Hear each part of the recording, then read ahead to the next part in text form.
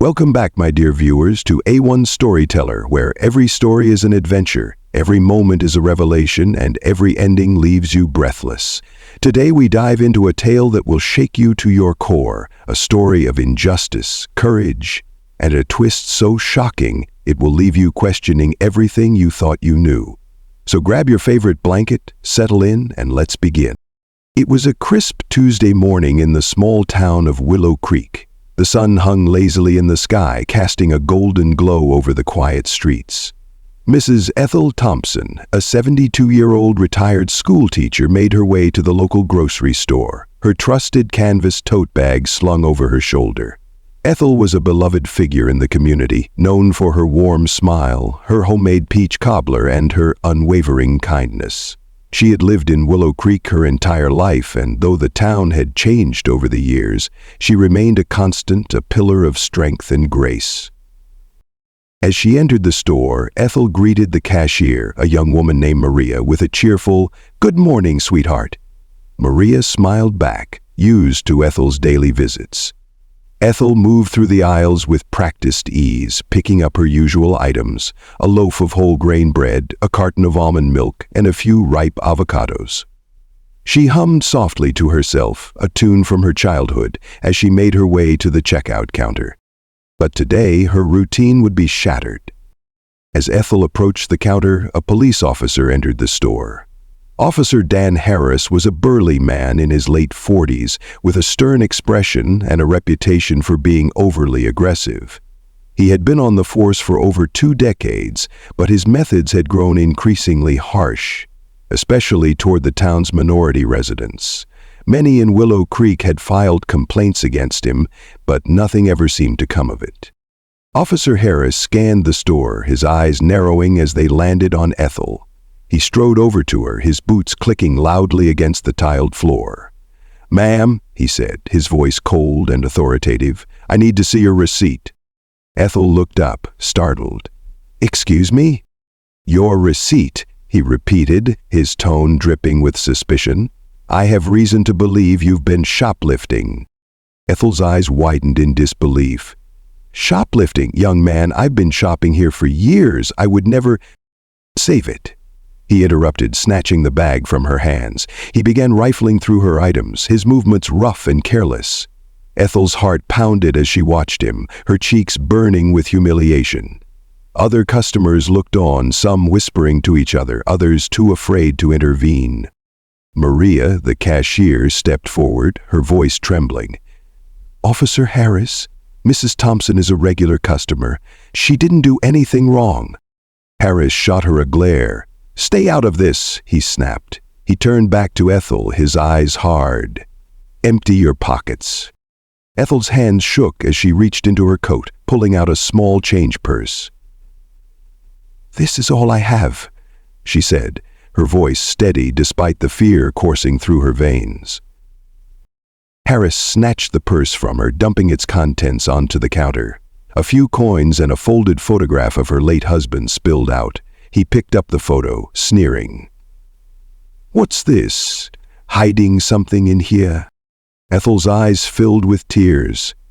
"That's my husband," she whispered. "He passed away 5 years ago."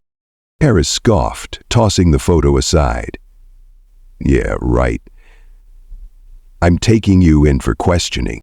As Harris reached for his handcuffs, a voice rang out from the back of the store. "That's enough." All eyes turned to see a tall, broad-shouldered man striding toward them. His name was Marcus Johnson, a former Marine and a local handyman. Marcus had been stocking shelves when he witnessed the entire ordeal. His face was a mask of fury as he stepped between Ethel and Harris. "You're out of line, officer," Marcus said, his voice low and dangerous. "This woman hasn't done anything wrong." Harris sneered. "Stay out of this, Johnson. This doesn't concern you." "Oh, it concerns me," Marcus shot back. "And it concerns everyone in this store. You're harassing an innocent woman because of the color of her skin. That's not justice. That's bigotry." The crowd murmured in agreement, their courage bolstered by Marcus's words. Harris's face turned red with anger. "You're obstructing an investigation," he growled. "I could arrest you too." Marcus crossed his arms, standing his ground. "Go ahead, but you'll have to answer to the whole town." As the tension in the store reached a boiling point, a young man stepped forward, holding up his phone. "I've been recording this whole thing," he said, his voice shaking but determined, "and I'm going to post it online. Let the world see what kind of justice you're serving, Officer Harris." Harris's eyes widened in panic. He reached for the phone, but Marcus blocked his path. "It's over, Harris," Marcus said. "You can't bully your way out of this one." The video quickly went viral, sparking outrage across the country. Protests erupted in Willow Creek, demanding justice for Ethel and accountability for Officer Harris. The police department launched an internal investigation, and Harris was suspended pending the outcome. But the story didn't end there. In the weeks that followed, Ethel became a symbol of resilience and courage. She was invited to speak at rallies and on national television, where she shared her story and called for systemic change. Her quiet strength and unwavering dignity inspired millions.